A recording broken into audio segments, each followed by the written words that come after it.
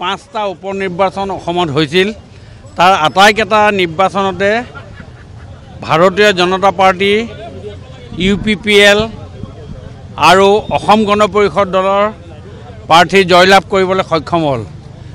জয়তা আপোনালোকৰ জৰিয়তে আমি সকলোকেইজন প্ৰাৰ্থীক আমাৰ ফালৰ পৰা শুভেচ্ছা জ্ঞাপন কৰিছোঁ। আৰু ভাৰতীয় জনতা পাৰ্টিৰ ৰাইজৰ প্ৰতি থকা দায়িত্ব, ৰাইজৰ প্ৰতি থকা স্নেহ আৰু সবকা সাথ সবকা বিকাশৰ যিটো নীতি, এই নীতিৰে আজি আমি এই ছেমি ফাইনেলত আজি আমি জিকিবলৈ সক্ষম হ'লোঁ। আৰু এই ইলেকশ্যনত আমি জিকাৰে এটা কথা ইংৰাজীত আছে যে মৰ্নিং শ্ব'জ দ্য ডে, যে ৰাতিপুৱা চাই গোটেই দিনটোৰ কথা ক'ব পাৰি। আৰু আজিৰ পৰা প্ৰায় 500 দিনৰ পাছত আমাৰ যিটো সাধাৰণ নিৰ্বাচন 26 চনত হ'ব, এই নিৰ্বাচনত যথেষ্ট প্ৰতিফলিত হ'ব। আৰু এখন আমি ছেমি ফাইনেল বুলি ক'ব খুজিছোঁ। আৰু এই ছেমি ফাইনেলত এই বৃহৎ যিটো জয় হ'ল, তাৰ ভিতৰত আমি চামগুৰি সমষ্টিটোত আমি যিটো কংগ্ৰেছৰ আৰু ৰকিবুল হুছেইন ডাঙৰীয়াৰ যিটো দুৰ্গ আছিল, 1 চনৰ পৰা যিটো সমষ্টিত তেওঁ জিকি আহিছিল, সেই সমষ্টিটোত আমি তেখেতসকলৰ দুৰ্গ ভাঙি আজি আমাৰ ডিপ্লুৰঞ্জন শৰ্মা ডাঙৰীয়া জিকিবলৈ সক্ষম হ'ল। ইয়াতে যিটো সংখ্যালঘু মানুহৰ আছিল আৰু তেওঁলোকৰ ধাৰণা আছিল যে সংখ্যালঘু মানুহে ভাৰতীয় জনতা পাৰ্টীৰ সপক্ষে ভোট নিদিয়ে। আজি এই ডিপ্লুৰঞ্জন শৰ্মাৰ চামগুৰি সমষ্টিয়ে প্ৰমাণ কৰিলে যে আমাক সংখ্যালঘু ব্যক্তিসকলেও আজি ভাৰতীয় জনতা পাৰ্টীৰ সপক্ষে ভোট দি ৰকিবুল হুছেইনৰ দুৰ্গক সহায় আৰু ৰকিবুল হুছেইনৰ যি অত্যাচাৰ, ৰকিবুল হুছেইনে যি ধৰণে আপোনাৰ শাসন কৰিছিল, সেই শাসন ভাঙি আজি ডিপ্লুৰঞ্জন শৰ্মাক চামগুৰি সমষ্টিৰ পৰা জিকাবলৈ সক্ষম হ'ল। মই আপোনালোকৰ জৰিয়তে সমগ্ৰ দেশবাসীৰ ভোটদাতাক আমি আপোনালোকৰ জৰিয়তে তেখেতসকলক মই আমাৰ ফালৰ পৰা শুভেচ্ছা জ্ঞাপন কৰিছোঁ। তাৰ লগে লগে মহাৰাষ্ট্ৰত আমাৰ যি ৰিজাল্ট হ'ল, এই মহাৰাষ্ট্ৰৰ এটা ইমান ডাঙৰ এখন ষ্টেটত আমাৰ আজি 288টা ছিটৰ ভিতৰত আমি আমাৰ মিত্ৰজোঁটে প্ৰায় 20টা ছিট আমি পাবলৈ সক্ষম হৈছোঁ। জয়তে এই শুভখনত সকলোকে মোৰ ফালৰ পৰা শুভেচ্ছা জ্ঞাপন কৰিছোঁ। 5টা উপনিৰ্বাচন অসমত হৈছিল।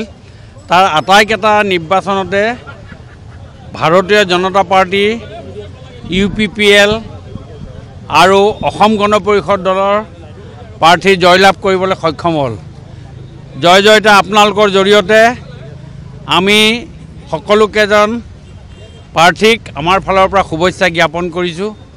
আৰু ভাৰতীয় জনতা পাৰ্টিৰ ৰাইজৰ প্ৰতি থকা দায়িত্ব, ৰাইজৰ প্ৰতি থকা স্নেহ আৰু সবকা সাথ সবকা বিকাশৰ যিটো নীতি, এই নীতিৰে আজি আমি এই ছেমি ফাইনেলত আজি আমি জিকিবলৈ সক্ষম হ'লোঁ। আৰু এই ইলেকশ্যনত আমি জিকাৰে এটা কথা ইংৰাজীত আছে যে মৰ্নিং শ্ব'জ দ্য ডে, যে ৰাতিপুৱা চাই গোটেই দিনটোৰ কথা ক'ব পাৰি।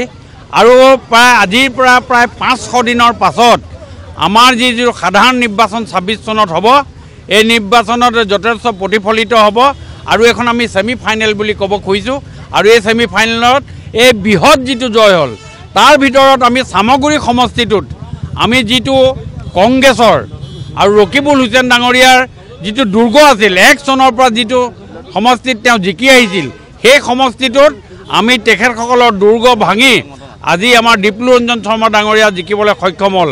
ইয়াতে যিটো সংখ্যালঘু মানুহৰ আছিল আৰু তেওঁলোকৰ ধাৰণা আছিল যে সংখ্যালঘু মানুহে ভাৰতীয় জনতা পাৰ্টীৰ সপক্ষে ভোট নিদিয়ে। আজি এই ডিপ্লুৰঞ্জন শৰ্মাৰ চামগুৰি সমষ্টিয়ে প্ৰমাণ কৰিলে যে আমাক সংখ্যালঘু ব্যক্তিসকলেও আজি ভাৰতীয় জনতা পাৰ্টীৰ সপক্ষে ভোট দি ৰকিবুল হুছেইনৰ দুৰ্গক সহায় আৰু ৰকিবুল হুছেইনৰ যি অত্যাচাৰ, ৰকিবুল হুছেইনে যি ধৰণে আপোনাৰ শাসন কৰিছিল, সেই শাসন ভাঙি আজি ডিপ্লুৰঞ্জন শৰ্মাক চামগুৰি সমষ্টিৰ পৰা জিকাবলৈ সক্ষম হ'ল। মই আপোনালোকৰ জৰিয়তে সমগ্ৰ দেশবাসীৰ ভোটদাতাক আমি আপোনালোকৰ জৰিয়তে তেখেতসকলক মই আমাৰ ফালৰ পৰা শুভেচ্ছা জ্ঞাপন কৰিছোঁ। তাৰ লগে লগে মহাৰাষ্ট্ৰত আমাৰ যি ৰিজাল্ট হ'ল, এই মহাৰাষ্ট্ৰৰ এটা ইমান ডাঙৰ এখন ষ্টেটত আমাৰ আজি 288টা ছিটৰ ভিতৰত আমি আমাৰ মিত্ৰজোঁটে প্ৰায় 20টা ছিট আমি পাবলৈ সক্ষম হৈছোঁ। জয়তে এই শুভখনত সকলোকে মোৰ ফালৰ পৰা শুভেচ্ছা জ্ঞাপন কৰিছোঁ।